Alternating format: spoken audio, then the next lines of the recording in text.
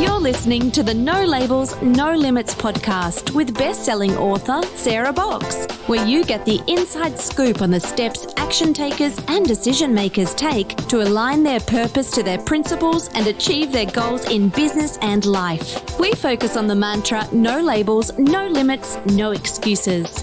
And now, without further ado, please welcome your commanding coach with plenty of chutzpah and heart, Sarah Box.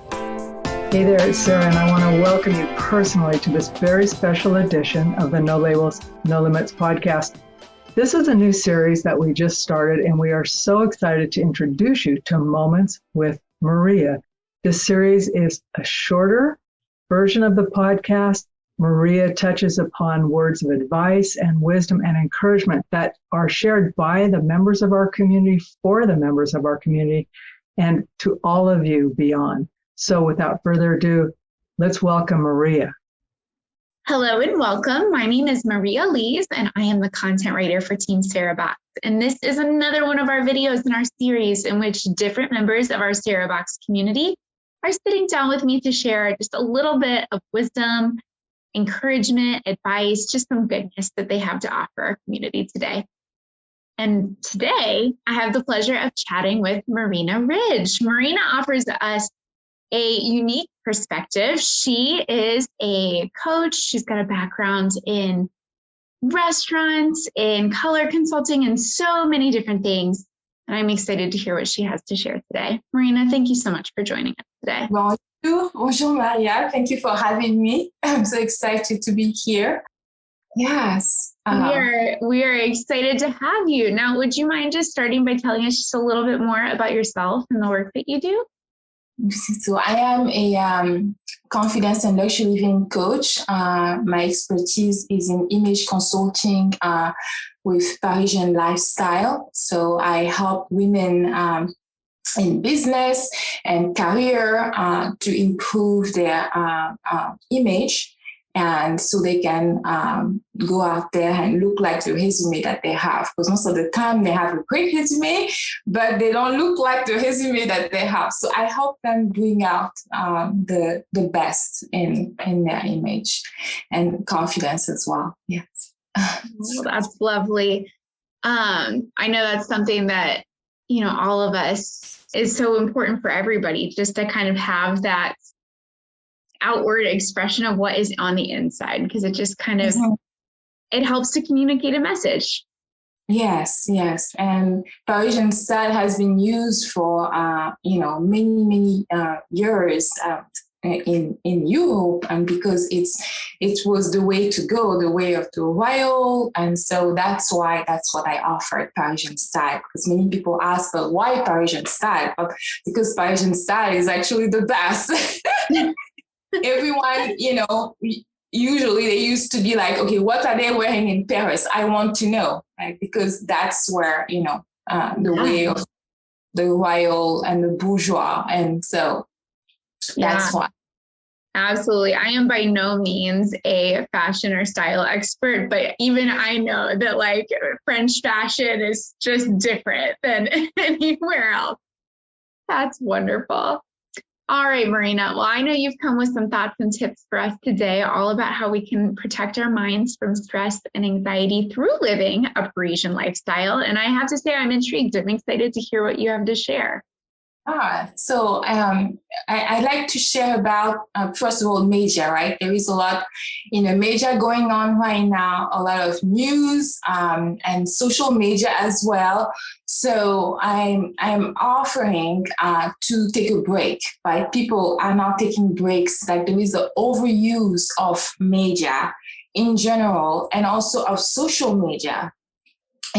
We always constantly on social media, constantly posting, and we also love having all these likes and all this love so that they be getting set. But then after that, we're so exhausted and we don't even check the amount of time we are in social media. So we can be there for an hour, 2 hours, 3 hours. An hour is actually nothing. Most people spend more than an hour.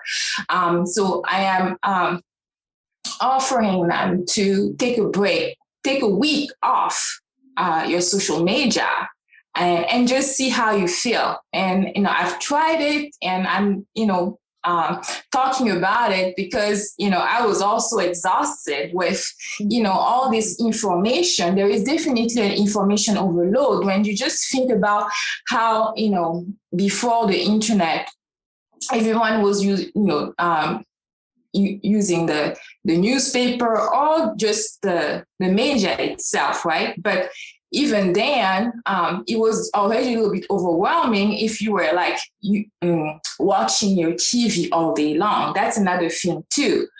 Don't watch your TV all day long. Don't leave it open all day long. Always, have it turned off. And that's how you live Parisian lifestyle, because in France, people don't have their TV all day long. No one actually does that. We have programs like, you usually get the program of the channel that you like to follow, and you know exactly when they have news. So the news is not in loop.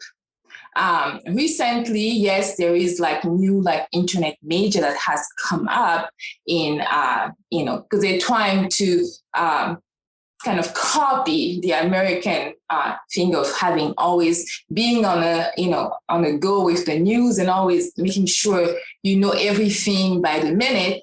But still, the French, they know that, when it's time for the news, like, okay, for example, 8 o'clock, for say the big news, night news, right? And then in the morning, it's usually the kids that really watch the TV. Not even the adults, the kids are watching, they're like animes and things like that. Mm-hmm. But then the adult is usually the newspaper in the morning, and then after that at 1 there is the news. So usually you kind of wait until 1 for the news. It's usually like that. But unless you want to know it in the morning, you get the newspaper. So I'm offering them to kind of start looking at how they're watching the news. If they're watching it all day, maybe try watching it 3 times a day. In the morning, back a little bit. Yeah, back like an hour in the morning, an hour in the mid-afternoon or afternoon, lunchtime, I would say, and then dinner, and then it's off.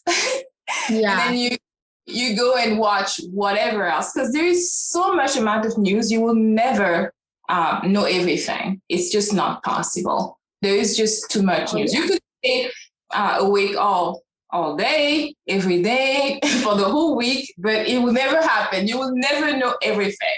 Absolutely. And for so many of us, we can have the news on or social media pulled up all day long, and it's not new information. It's the same stuff, just, being said over and over again, which it's on loop, right? Yeah. Yeah. It's like studying, kind of, Absolutely. It's kind of like, do we need to hear the same thing 6 times in the same day? Probably not. We probably could do what you're saying and pull back and have a boundary. Absolutely. Yeah. And French has lived like that. They're still alive. So that's try.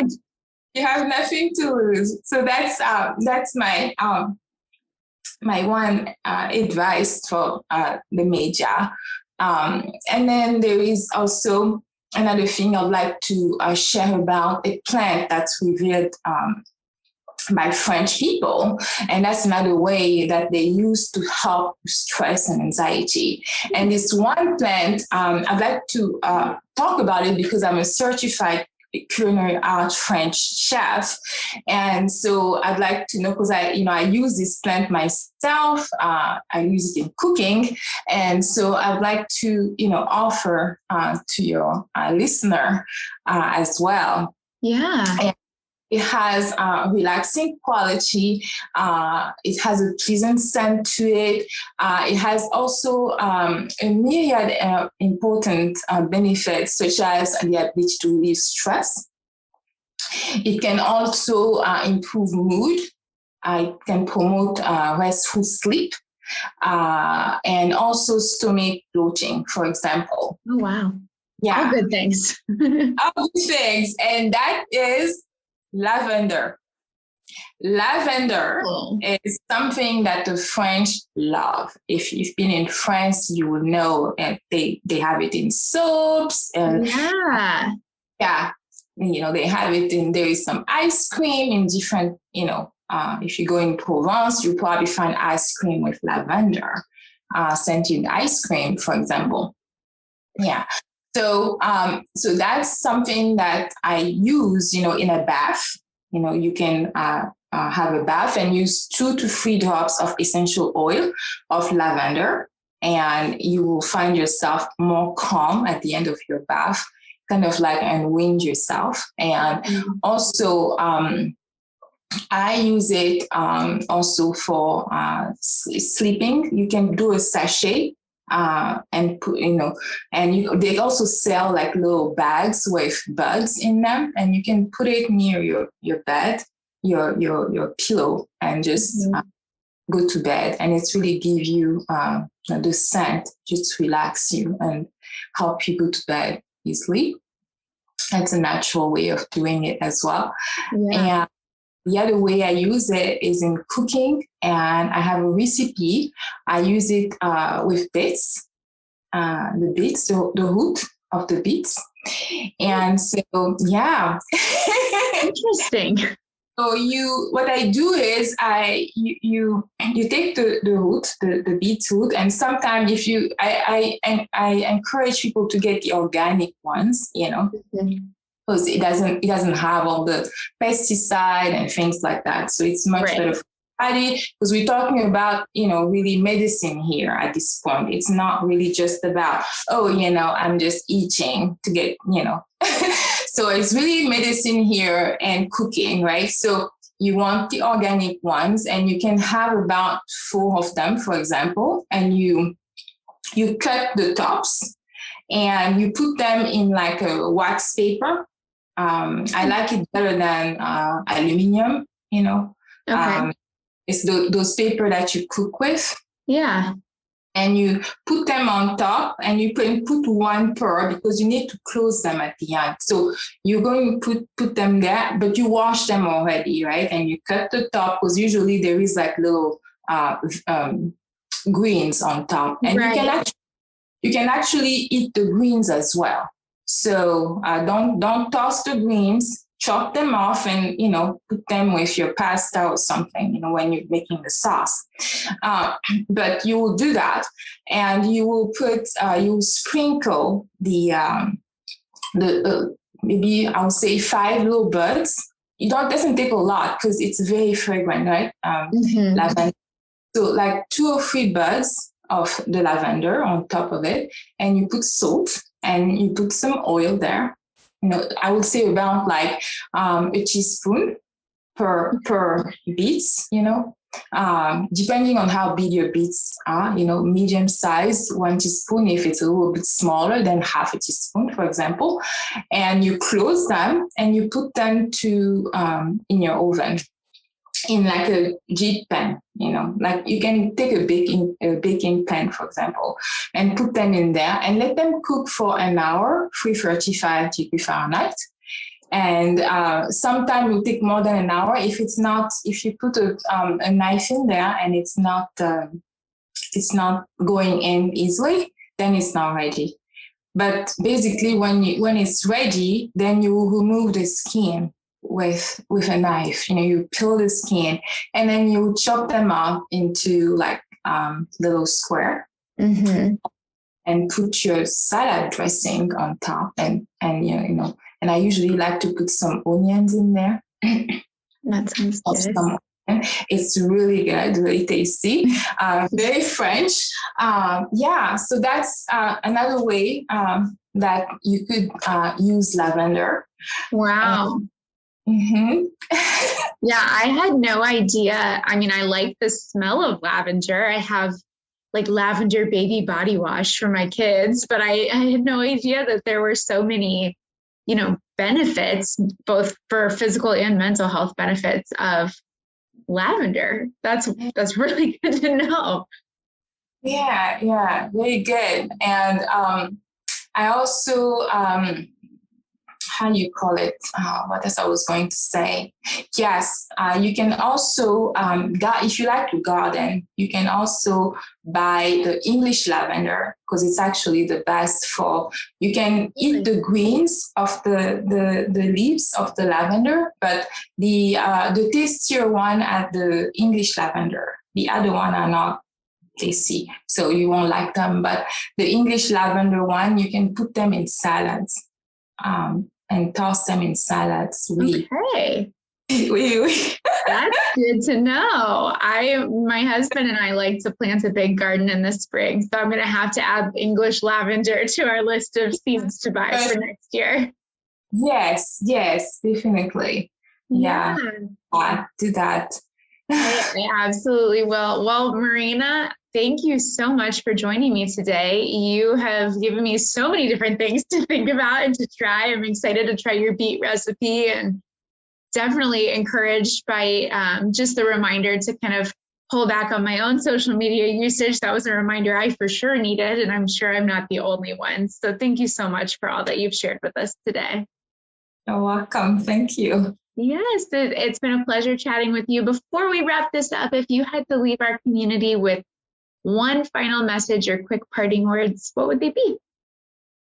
It would be, don't reinvent the wheel. If someone has a way to do something, that's like I shared, right? I went through the same, stress and I was like, okay, I need to change things. So take from the experience of the people who have gone before you and don't reinvent the wheel. That's what I'll say. Absolutely. There is just so much wisdom already out there that it is worth, I think, all of our time to just kind of do a little research, do a little digging, and learn what other people have already learned, because there's so much out there that we can tap into. Yeah. Well, thank you again. And as always, thanks to those who carved out a few minutes of their day to sit and watch this video. Stay tuned for more encouraging and uplifting videos coming your way. You've been listening to the No Labels, No Limits podcast with best-selling author, change agent, and strategic vision coach, Sarah Box. You can grab the show notes and find out how to work with Sarah at sarahbox.com/No Labels, No Limits podcast. We'd love this podcast to reach as many people as possible. So please remember to rate, leave a 5-star review, and share the podcast with someone you think would get value from this conversation. Until next time, keep taking those daily action steps to align your purpose to your principles and achieve your goals in business and life.